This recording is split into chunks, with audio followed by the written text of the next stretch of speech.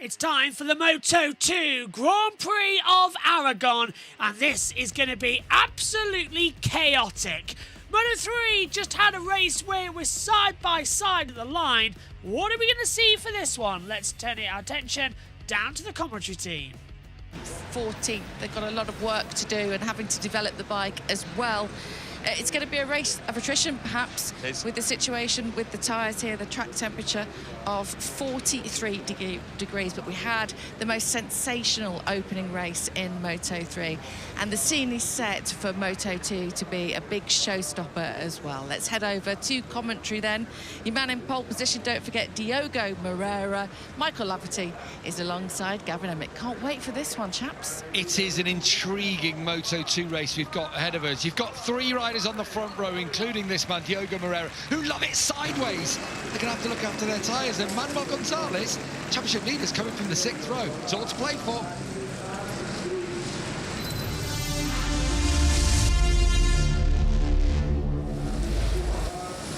Welcome to Moto2 and the Aragon Grand Prix. A critical weekend is ahead of us. Here is how they line up on the starting grid. Diego Monreal alongside Barry Baltus and Dennis Onchu have the front row of the grid. Then we have Aaron Canet, Daniel Hologado, David Alonso, Philip Salak, Zonta van der Gerberg, and then Joe Roberts. Alonso Lopez, Tony Albarino and Albert Arenas, Senna Igus, Jake Dixon, Marcus Ramirez, Isaac Guevara alongside Daniel Munoz, Manuel Gonzalez, Justina Vietti, Ivan Otola, Musasaki, Alice Escray, Sergio Garcia, Adrian Huetas, Yuki Kuni, Darren Binder, Nakarthin, Atapuvaspat alongside Jorge Navarro in last position as well.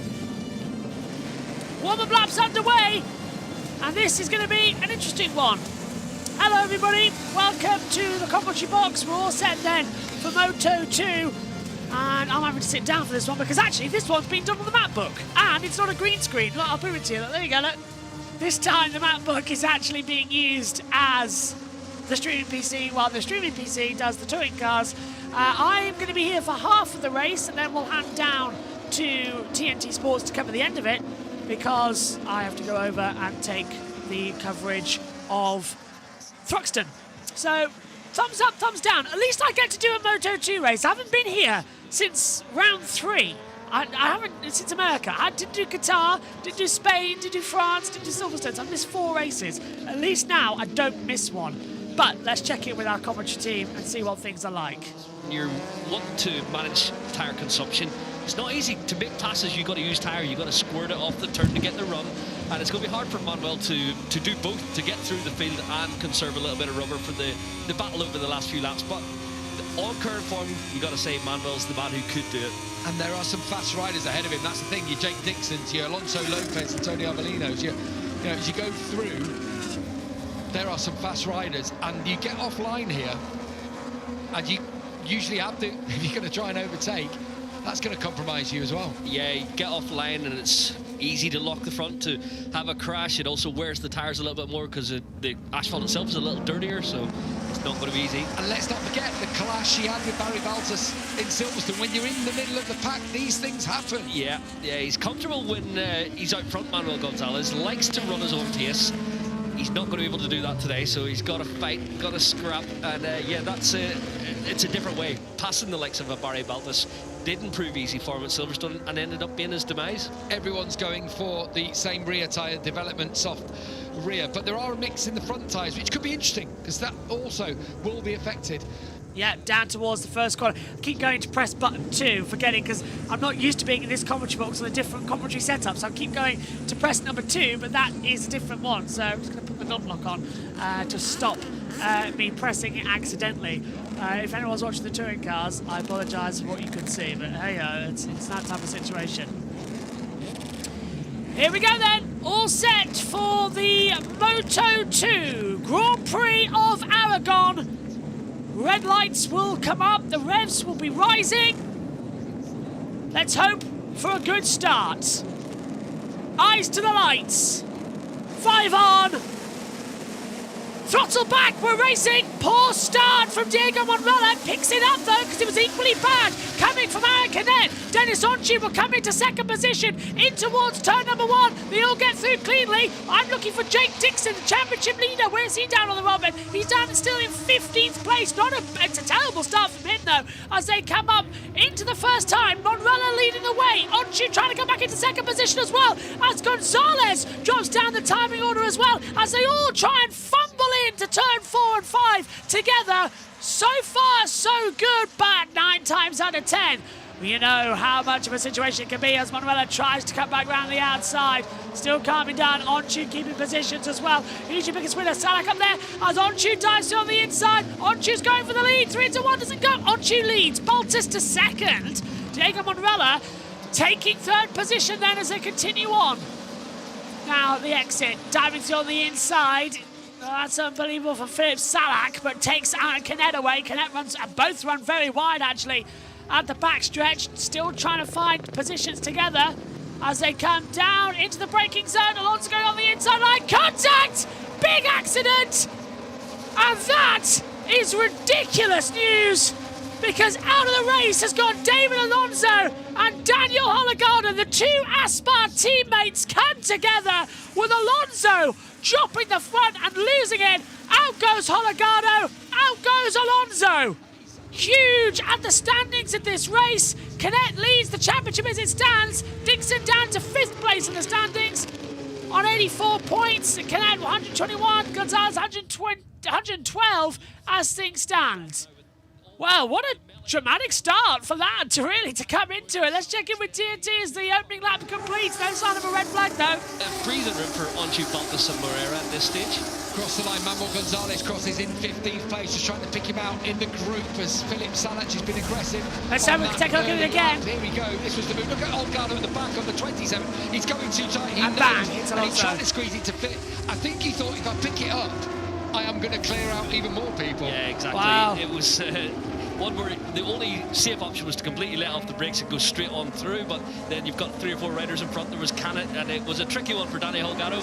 They will look at it. I don't think there's too much to decide. It's one of those corners. You've got after the race crest, you've got the slipstream of the bikes in front. It took Holgado in a position he didn't want to be in, to be honest. It'll be reviewed after this race then. So, Barry Baltus now at the front of the race with Onchu in second place, Moreira in third, Canet is fourth, Salak has a good start. Alonso Lopez, he progressed, didn't he, throughout the weekend, made a couple of changes here and there on his setting, and it seems to have worked for Lopez. He always has been fast around Aragon, and this weekend it's been tough for him in the Moscoscuro chassis. The speed-up team definitely made some changes that went the right direction yesterday, and now he's not far off here in 5th in this race, and I think he can go with this lead group. This was where Baltus took the lead. Look at that, riding around the inside, getting on the gas early and then squeezing through. That's an excellent move, isn't it from Baltus? He is creative. Yeah, it uses a little more tyre to turn up the hill as he did, but at this stage of the race, he's not too concerned about the right-hand side of his tyre, so he might as well use it up the hill to make the overtake happen. Gonzalez has got through on Dixon, just trying to pick him out. There he is, just ahead of the Brit on the racetrack as he tips it down into turn 16. His teammate Senna Aegis has made a good start from 13th on the grid. Yeah. Senna is up into 7th place. But Barry Baltus has the lead of this race as things stand. 150.838. Onchu second, Monrella in third, Garcia dropping positions. Point Navarro up 8 places thanks to this little melee from everybody. So, you know, come see, come saw. It's taking a good start. It's doing the right thing. Canet leads Gonzalez just by 8 points now in the championship as things stand. Where Baltus actually moves in 23. So Barry Baltus leading this race. Exactly how much of Moto2 have I missed this season? Binder has completed his long lap penalty. As Salak holds off for 6th place as well, with Senna Aegis just behind him. Joe Roberts gets back ahead of Tony Alberino on the inside. Nice move as the 44 Cadet makes the move back on Diego Monrella for 3rd place. Was not going to let that one stick down into the chicane. So good start in this Moto2 Aragon Grand Prix as we currently have it. Baltus leads Onchu Canet Diego Monrella also coming in on the mix as well. Alberino gets ahead of Joe Roberts. Senna Igas, yeah, up 6 places. Sean says up 6 places for him now. Up 5 matches up as Zont's got through. Joe Roberts passing Alberino. There's a battle going on for 9th and 10th position. Lopez gained 5 as well. On that, you can see the full timing screen. Now that we've moved to browser source, by the way, it makes it so much more easier to get this situation running. Non-stop today between Moto3, Moto2, then it's British Touring Cars opening race, then it's back to MotoGP. Yin and yang throughout the entirety of today, but that's the way we go for racing. It's an exciting one. Alberino in 9th, Roberts in 10th. Closing in. Reminder, there's no podium for the Moto2. We'll go straight off air. Side by side on the inside line, Diego Monrella making the move on Aaron Canet. Alonso has been taken to the medical centre for a checkup. That's understandable, unfortunately, due to what we know. It was a silent impact. I'm worried about his right leg, because that got a horrible whack into the side of it. Albert Arenas moving up a couple of places. Just for information, I'll be leaving in 6 minutes' time, and I'll be handing over to the TNT team for the action. So we're sort of half and halving it today for Moto2 and commentary. Megan joins me from MotoGP later on. Baltus, Onchu, Canet, Monrella, Lopez, Salak, Zonta, Van der Gerberg in P7, Senna Igas in P8, still closing in. More and more time needs to be found. More grips need to be gathered together as well, to be fair. But that's the way the cookie crumbles sometimes. Everybody gets worried and alarmed about the same style of things. That 4 of 19, and so far, so good. In Moreira, and you can just see Alonso Lopez here on the number 21 in 5th place is just over a second now. They're the 2 lead Boscoscuro riders. There is a test coming up soon in Barcelona, which will be crucial for Boscoscuro men. I believe Salach isn't doing it, so Jake Dixon was telling me he's going to have Salach's bike to be able to run back-to-back tests, which will be key, actually. It's really hard when you've only got one bike at your disposal. Yeah, that's invaluable, actually, to be able to back-to-back changes without losing 40 minutes or whatever to do a head angle or offset change. So, yeah, that'll be good for him to really get, as he said on the grid, he's working on completely different bike setups, just trying to evolve the package to make it work at the moment, whilst all the Boscoscuro riders seem a little at sea. You talked about Aaron Canet, how you thought he'd be coming back here. Fastest lap of the race, a 1:50.6. That smashes the race lap record, which stood in the name of Sam Lowes, who was seriously impressive around Aragon in his day by 1.1 seconds quicker. Impressive. Obviously, Sam would have done it on Dunlop tyres back in the day, but Sam was quality around here in Moto2. Remember the COVID years? So fast. The Dunlops. Shame to see that lap record disappear. Canet's trying on Onchu. That's what he did it on Moreira, wasn't it? He's very strong on entry here. Aaron Canet has got the harder option tyre, the medium front, whereas the other's gone with the softer front. That will give him that little bit extra, won't it? Stability, a bit more braking prowess back going into the corners. He's on the softer of the front. No, he's on the medium. On the medium, okay. Yeah, usually it is a bit more braking performance. A lot comes down to rider preference and how they set their bike up, how much weight distribution, how much load they've got in the front tyre. But yeah, usually you sacrifice a little bit of turning, but from the pictures I would have just said Canet had a softer front on because of the way he's turning the bike through the long corners. So yeah, these Pirelli fronts working for all riding styles at the moment. Barry Baltus leads the Aragon Grand Prix. Dennis Onchu is in second. You're looking at Manuel Gonzalez in 12th place, left-hand side of your screens. Gonzalez is 4.6 seconds behind Baltus and Onchu as they come to the line. Has Baltus just let him past there? No. Just had a look, didn't he, Onchu? We're seeing that story again, aren't we? And Onchu's not small, but Baltus, just like Senna Aegis back in Silverstone, struggling in faster parts of the circuit. Yeah, provides a good slipstream for the riders behind Barry Baltus. It's difficult for him getting his frame behind the Ferran. Oh, this is a good one. Aaron Canet's got to run wide, hasn't he? But he will have the inside line then. Yeah, he holds him off well. He was a fraction wide, but not enough to open the door for Onchu to cut it back. Nice moves throughout the entire field going on so far. Barry Boltis leads the way from Aaron Kennett, Dennis Onchu, Diego Monreal, Alonso Lopez, Philip Salak, Senna Igas, Zonta van der Gerberg. Then we get Joe Roberts, Marcus Ramirez. Rounds out your top 10. It is a stunning, stunning situation we're having right now. And it really is getting to the, I don't want to say bad points, but getting to the good bits right now as well. Okay, I'm going to leave the commentary and I'm going to hand over the reins to our TNT commentary team.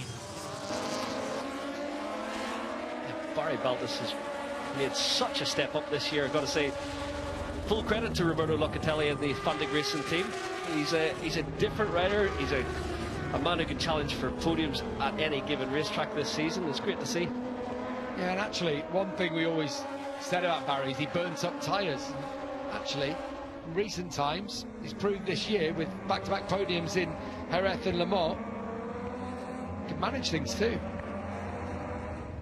Yeah, the DNF at Silverstone and a 12th position in Argentina are actually anomalies really this season, because he's consistently a top 6 finisher and becoming a podium regular.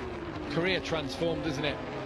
Picked up by Fantic, looked like he was out of a ride end of last year, and then suddenly rescued by Fantic, and here we go, look where he is. 4th in the championship, leading the Aragon Grand Prix from his vastly more experienced teammate Aaron Canet, who, as it stands, is leading the World Championship. Manuel Gonzalez has got through now on Tony Arbolino.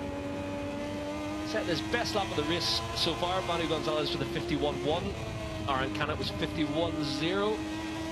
But the other lead pack were 51.3 with Baltus. So yeah, there's a long way to go in this race, but Gonzalez 4.7 back. There's some work to do with 13 laps remaining. Yeah, it just depends how, if there is a drop, the front tyre in particular will be one to keep an eye on. Senna just did a lap in a 1:50, so he did a 50.8, as did Joe Roberts. So, you know, when the leaders are in the 51.3, there are some disparities. Darren Binder has stopped with a technical issue, we're being told, so not been a happy return to action this weekend for the South African. No, he's looked a little out of sorts, perhaps not got the strength he needs in the hand he injured in Le Mans, but his penalty has been exercised today and he will return to Mugello in 2 weeks' time. Strong through there, isn't he, Baltus? Did his own bit of supermoto in the past, didn't he? Yeah, quite a handy supermoto rider he is, and likes it sideways on the brakes here in Moto2. That's where he uses his size to advantage. Look at him on direction change as well, getting it all the way back to the right hand side of the track to really set up an exit here, which he needs to do because of his size. He knows teammate Canet, much smaller stature, gets behind the bubble better. He's going to have a much higher top speed here, but not close enough to make a pass. Well, I tell you what, there, Canet lunged, didn't he? He went deep, and actually Onchu followed him in as Gonzalez now comes through on Marcos Ramirez. He actually lunged, did Canet. Randy, Onchu went even deeper, but it really affected them because Baltus just got the corner just right. Yeah, he was downhill on approach and pulling it back. It is so important to be a little bit patient, get the exit of the turn 15, carry the speed all the way down the straight. Chase group there, Lopez, Salah and Aja still doing battle. Joe Roberts has made it to the front of that third group. Now got Van der Gerberg and Manuel Gonzalez for company. But there's work to do if Gonzalez wants to win this race. We're on our 8th lap of 19. You can see Gonzalez was 4/10 quicker on that last lap. 4.3 the gap between the Belgian and the championship leader. God, it's good to see Joe Roberts setting a lap time faster than the leaders at this stage as he gets to the head of that pack. The chase group is going to, I think it could be Gonzalez and Roberts working together here to get across if possible. Yeah, Aegis is desperately trying to get through on Salach as well, who's just on his personal best lap. He is the Czech rider, teammate to Jake Dixon, who's currently down in 15th at the back of that group featuring Roberts and Gonzalez. But has been doing some personal best laps in the last couple. Can it again? Gets it deep, gets it turned then. Yeah, he still turns without having to get it all the way back, but Barry's getting a better exit because of his his effort to get it all the way back over to the right-hand side of the track, opening out the turn 15. Ooh, Here comes Onchu, down towards turn 16, got the better run this time. He's going to go deep as Canet then switches the inside again. This heli shot through the last corner, one of the best we get in the World Championship, to see all the different lines. And what happened there is Onchu went deeper, but he gets to drive down towards turn 1, and that's almost like, you know, the whole move was always going to end up there at turn 1. Exactly, yeah. It is 2 corners in the final section. Turn 16 is your entry, turn 17 is your exit. Onchu went in deep, compromised it a little bit, lost the place, but then he set up the run towards turn 1, so he gains the spot eventually on Aaron Canet. He's having a good ride as we look on board with Canet. Left-hand side of your screen, on board with Gonzalez, is Zonta van der Gerber.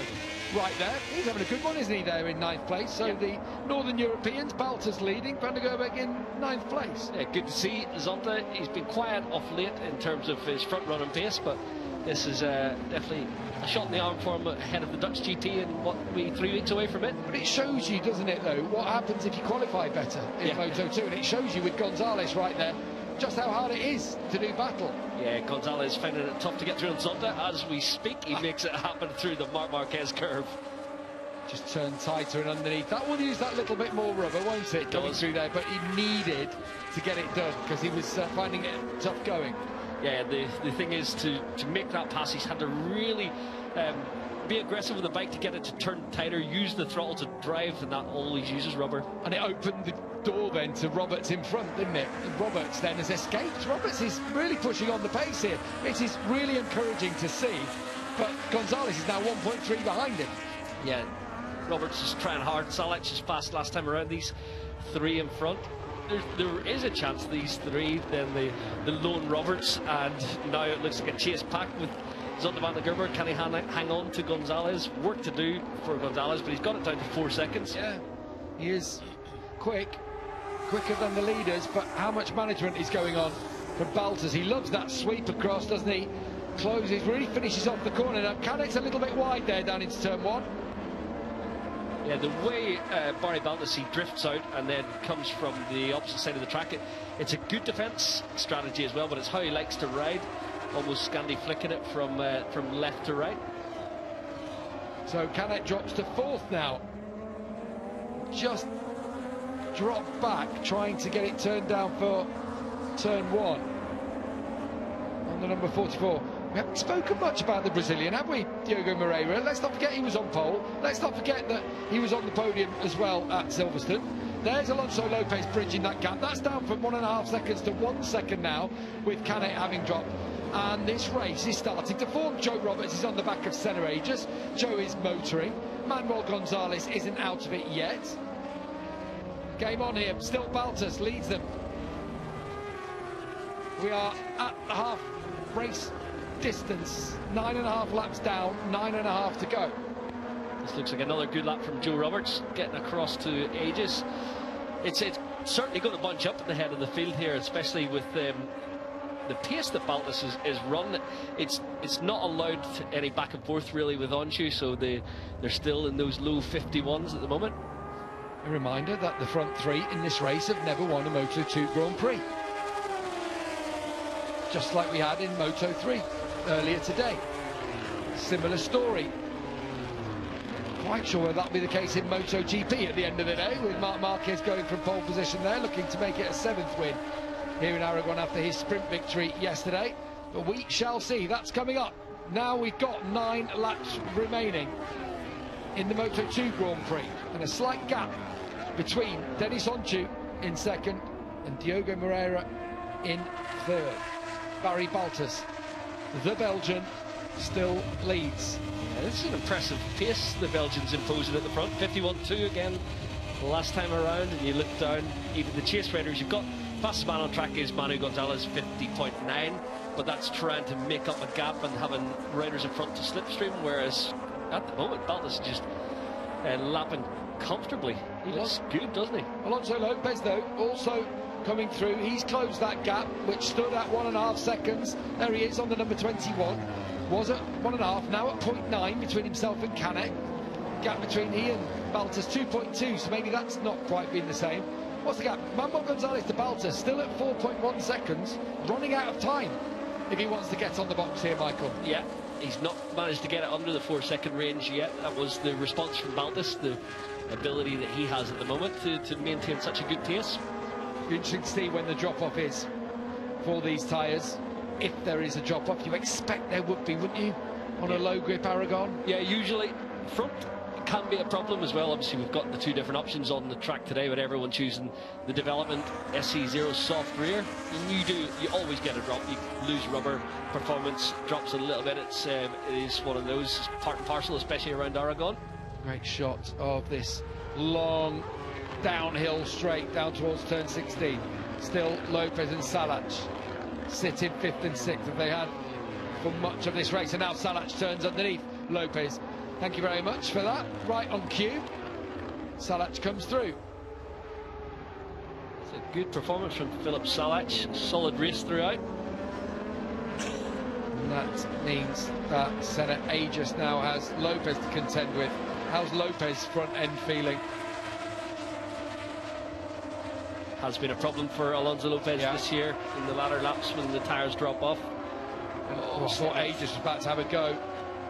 Got to be really decisive, haven't you, with your passes here. Get them in, make them stick. Senna Aegis then tried to switch, didn't need to the inside, but just found the rear of Alonso Lopez's Speed RS bike in his way. Yeah, I think Senna needs to find a way through quick. He's almost tapped the rear wheel on that occasion, trying to set up a cutback through 6. At the front still, Barry Baltas leads him down through the corkscrew. There's Manuel Gonzalez now on the rear. For the first time has picked up some time on Baltas on that lap. 3.9 now, the gap between Gonzalez and Baltas. Still a long way to go. Still the potential for tyres to drop off a cliff edge, as Onshu a little bit wide, dropping down into turn 12 on that occasion. Ever so slightly. He's not, I'm not sure if he's keeping his powder dry or just not able to ask that little more of his tyres at this stage. Do you think Aaron Canet there in 4th, just dropping back, do you think he's just giving himself a little bit of breathing room, just a bit of air on his tyres, a little bit of, I don't know? Perhaps, I don't think so, to be honest. Normally with Canet, he'll stay a little bit closer if he's got the pace, but it just seems to be struggling a little bit at this stage. Yeah, interesting to see his lap time as they come across here. When they cross the line, there'll be 7 laps to go in the race. So Baltas still leading, as he has for a while now, and again Onshu gets alongside him, gets in front of him on this occasion. Baltas isn't quite hooking up, is he, out of 17? No, he obviously swings across to the other side of the track as Gonzalez makes it through on Joe Roberts into turn 1. Yeah, Alonso Lopez is struggling, and I think it's his front end. He's dropped behind Senna Aegis now, and here we go up the hill. Is Gonzalez going to be able to squeeze through as well? But Lopez is going backwards. Gonzalez gets it down to 3.3 seconds off the leader here, but he needs to dispose of Alonso Lopez immediately. Fastest rider on track, Michael, Diogo Moreira. How many times have we mentioned him in this race? Not many from pole position, but just on a personal best lap, a 150.7, Baltas a 151.2 at the front, and Moreira is coming here as we watch Joe Roberts now looking a bit more like his old self there, just in 8th place behind Manuel Gonzalez. At the front, it's game on. Now you can see top left of your screen. Diogo Moreira's perhaps been boxing clever here just to keep a bit of grip at the end of the race. So as Manuel Gonzalez sits in 8th place, just behind Alonso Lopez. Roberts in 9th behind. The leaders are coming through turn 15 already. This is 14 and now 15. You see the gap between them. Between Gonzalez and Baltas stands at 3.3 seconds. I think that's come down on this lap because, of course, Onshu has taken over at the front. I think this lap was a little bit too long behind Alonso Lopez. You can see the gap stretched out to Senna Aegis, and man, he doesn't get it done again. I think he'll be able to turn under him here. Yeah. Front tyre, I reckon you're on it with Alonso Lopez, just not able to lean and turn the way he was in the earlier laps. What do we hear about the Boscos-Grow is the understeer issue that they're having with that bike. We've had it a lot more this weekend than we have at a lot of places, not just here in Moto2 but in MotoGP as well. The gap did go back up 4.1 seconds. Gonzalez is back off of Onchu now. And Onchu has just set fastest lap of the race. 150.6, a response to Moreira's pace. Excellent from the Turkish youngster, Deniz Oncu. Could he go and take his first Grand Prix victory here in Aragon today? 3 times the winner in Moto2. Is he finally going to break his duck in his 2nd season in the intermediate class? He has looked good throughout the weekend, worked hard on race pace, worked hard on being able to qualify. He put in a new tyre yesterday morning, went on a 3-lap time attack. And in this race, he just kept his... so Yuma Sasaki crashed again. He's having a bit of a nightmare this season. Was down there with Danny Munoz in 18th place in the race. Not actually too bad in terms of position there with Ortola and Munoz, but yeah, unfortunately, struggling at the moment is Sasaki just to bring the bike home. On board we go with Barry Baltus. Has he got anything to fight back at Deniz Oncu here?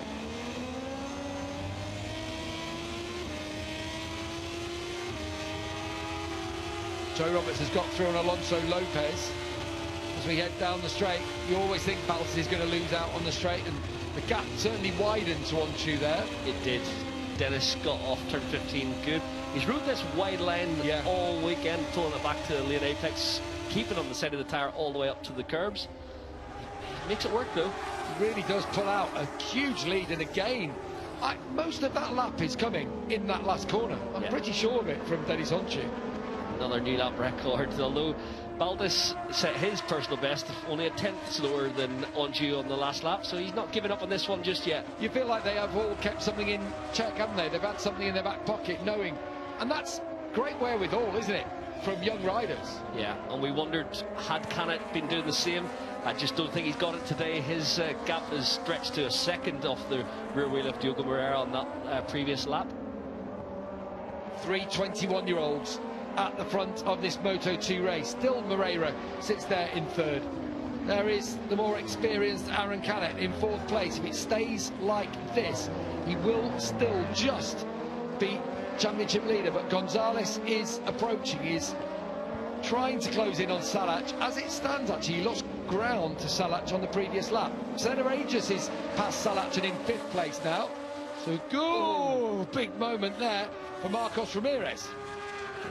Yeah, Gonzalez back to 5.2 seconds off the lead. It's not happening today with 4.5 laps remaining, but yeah, solid points nonetheless. I think he's still going to relinquish the championship lead to Aaron Canet as things sit at the moment. Yeah, he'd get 9 points. And for that, Canet would get 13. The gap between them is 3, so it'd be a 1-point difference, but Canet on top. If things stayed the same.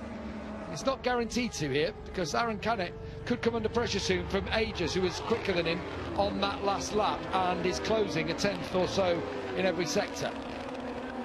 Onchu, again, leads them through 17 and to the finish line. Barry Baltus struggling in that part of the racetrack. He's going to come under pressure. Another new fastest lap of the race, Michael. And it's Diogo Moreira who does it this time. A 150.5. Looks like Barry's maybe beginning to struggle a little with grip. Moreira sees it, can see that the Turkish rider up front, Deniz Oncu, is trying to put a little bit of a gap into the two chasers. Lovely defensive riding though, wasn't it there from Moreira? Just trying to make sure he stays ahead in perhaps the stronger part of the racetrack for Baltus. It's given Oncu a little bit of breathing room out front. Moreira, who sits 5th in the championship, Baltus sits 4th. Onchu sits down in 11th. It would be a turn up for the books. Oh, that's going to get tight. If Onchu wins, though, really would, wouldn't it? Yeah, he's certainly had the belief that he could win in Moto2 since he took his first podium here last year. So first podium 1 year ago, first victory at this venue. Something about the Motorland Aragon suits Deniz Onchu's riding style. Down towards turn 12 for Onchu, and then it's Moreira in 2nd, Barry Baltus still in 3rd. Fastest lap of the race on the last lap for Moreira. Is there a way he can close the gap to Onchu? Behind Canet, 1.7 now the gap, and Senna Aegis within a second of him. So Canet's going to be fighting to hang on to fourth here, and in doing so hang on to the championship lead. If he loses another spot, Gonzalez will still leave Aragon as the championship leader. This is impressive from Anjou. Look at the gap on the overhead shot. You mentioned about how good he is in this final sector. He has stretched it out another tenth and a bit. Yeah. The third indicator. It's going to be more as he crosses the line. Yeah, Moreira lost 3/10 pretty much to Anjou on that lap, but did have to contend with Barry Baltus riding defensive lines. Now, is he able to impose a little bit more of the pace that he's clearly still got? Whoever wins here, Turkey, Brazil, Belgium, brilliant for the championship. No Spaniard on the podium. I'm not saying I've got an anti-Spanish no bias in that, but it's just good for the championship. It certainly is, yeah, and it just goes to show, obviously, we talked about the development platform. It was the Asia Talent Cup originally for Dennis Anjou before he went to Red Bull Rookie, so he had a little look behind there. And yeah, Diogo Moreira, a very different route to this level. Yeah, he came through the Spanish system, didn't he, Moreira? He has just taken 3/10 out of Anjou in that first sector alone. Yeah, when I seen the look back from Dennis Anjou at turn 7, it sort of struck me as he's made a mistake or something's just feeling a little bit off for him. So we wanted to have a look and see what the gap is to Diogo. Michael, how many times do we see Anjou do that in the Moto3? That's true, yeah. He was terrible for it at one stage. Ooh, Senerages had been eating up the ground there, and I think he just got sucked in a bit, didn't he? Down towards turn 12, because Canet has been late on the brakes, and Aegis just losing out now. Surely the bigger Aegis. Oh, with that twitch might help him though, might encourage Aegis here. Yeah, we'll see if Senna, he's got a fresh motor in this week. It was a fully mileage one that he won on at Silverstone, and yeah, it looks like it's got a few more legs on it. Yeah, and he's got perhaps a little bit more turning to. Senerages up to 4th place. Excellent return for the Aussie from 13th on the grid. You know, the ride by his teammate has been impressive up to 7th, but this from Aegis from 13th is equally as good. Yeah, he was frustrated. I think I said 3rd row. He qualified about 5th row. He felt he should have been 3rd row, was about right for him. Oh, that's close between the teammates. There was a comment from Joe Roberts the other day, I just don't want my teammate to beat me. He was making his feelings felt there, wasn't he? With 2 laps remaining, Roberts back in front of Ramirez and into 8th. Do they get on, Joe Roberts? Yeah, yeah, they get on all right, yeah. But who's the first person you want to meet? Exactly, yeah. It's the rider with the same equipment, you've got to get your nose in front of him every weekend. So, Moreira picked up another 10th or 2 on Anjou in that first sector. Anjou has 2 10s in the last sector. So, you've got to favour Anjou if he leads, or he's close in second on the last lap. It's 1.5 to go. You've got to use every single bit of rubber on your tyres now. Moreira trying to turn tighter through 10 and 11. Impressive 3 leaders all staying in the 50s here at the end of the race. So they've kept their tyres under them despite running a solid pace, good rhythm, very consistent from all 3 runners. I just don't think Barry's got a gun in this fight. It is going to be a duel between these 2. And again, Moreira eats up the ground on Anjou in the twistier sections, the turning sections of this racetrack. But then you get to this fast left corner at the end of the back straight, and Anjou will have an extra 10th, but it is neck and neck here. Across the line, the gap was 0.7. It was down to 0.2 coming out of turn 15. And in 1 lap's time, what's the gap going to be? A twitch from Moreira as we come across the line. 1 lap to go in the Grand Prix of Aragon. Anjou versus Moreira. Who's going to win their first Grand Prix in Moto2? Diogo Moreira, a new lap record on the penultimate lap. On a day when we're saying tyres aren't going to go the distance. That would have put him 5th on the grid, Michael. That's impressive. You did say it. He looked like he was keeping his powder dry. Look at him turning up the hill. Oh, wow, from Diogo Moreira. Almost around the outside. He'll cut to the inside now. The Brazilian takes charge so much stronger in this part of the race. Front pole, he sat there tight throughout, and now Anjou has to figure it out. But Anjou, we have watched him since he's come through from the Asia Talent Cup days. He is a scrapper and will not give this one up without a fight. You know, both of them like a fight, but Dennis Anjou loves it. He lives for it, and yeah, he'll get creative here on this last lap. The bust-up section for sure at turn 12. is his first opportunity. I think he's just got to stay with him. He's not got to get ahead of himself and try and conjure up something in the last sector. Moreira, in turn, has to pull out as much of a gap here as he can. Yeah, Diogo looks like he's got grip as he runs down the hill towards 12. It's going to be important if he gets the jump out of 15. We know how good Dennis is around the last corner, but for me, Diogo's just looking like he's stretching out a little bit of a margin here in this final set of corners. Right, left, and then just 2 long lefts to go, and actually Onshu's going to get drive here. He set this one up beautifully. Here we go then, just 2 corners to go. The long, basically a long left-hander, 16 and 17, down to the end of the straight. Onshu is picking up ground. He's closing in all the time on Moreira. Surely no way through from him. He's going to try and round around the outside and fire it to the inside. They're going to be neck and neck across the line here. Here we go. Onshu is coming. He's closing. Is he going to be able to do it? Around the outside, elbow to elbow. It's a dead heat across the line, and I think Onshu has got that by the finest of margins. That was simply incredible. Wow, wow. Dennis Onshu, he's rode like that all weekend, wide, keeping it on the side of the tyre, and it pulled him off the victory by 0.03 of a second at the line. Did I just see that? Did I just see him ride around the outside when Moreira's trying to push him high up onto the curb? And has he just nicked it by the width of a tyre? Oh, so impressive. Wow. Old poor Fuera for Dennis Onshu. Moreira, I've got to say, full credit, what a last 2 laps he rode there. And it just wasn't to be. He went a little bit defensive, but Onshu round the outside. Look at this, and Moreira all the time just trying to apply the throttle, but Onshu has the run on him. This is where their elbows come together. Onshu is slightly ahead here, but as they touch, look at Moreira then come back at him. They're going to have to go to the video referee for this one. We will have, I'm sure, result. Our timing screen say that Dennis Onshu is the winner of the Aragon Grand Prix. Woo! We are breathless after that one. When we come back, hopefully, we'll be able to confirm that Dennis Onshu is the winner.